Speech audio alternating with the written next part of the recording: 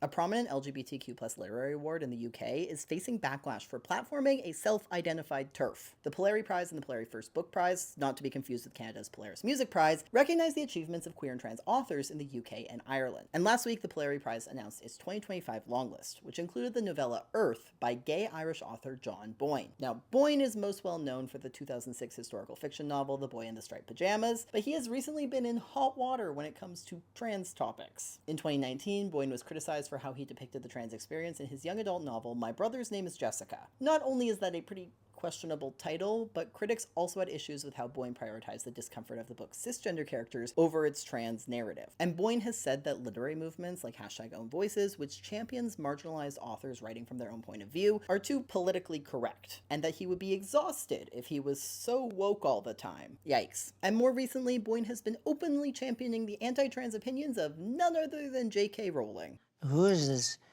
Who is this Jake? Who is he? In July, Boyne wrote an ode to Rowling for her 60th birthday. In the piece, he fawned over her literary achievements and how he stands behind her as a, quote, fellow TERF. The Polari Prize has doubled down on its inclusion of Boyne on the long list. In a statement, Polari wrote that Boyne's novella was included based on merit alone. The organization said that it was, quote, committed to inclusion and not exclusion, and that it's imperative to, quote, hold radically different positions on substantive issues. According to Assigned Media, at least 11 authors have withdrawn their books from consideration due to Boyne's inclusion and Polari's response.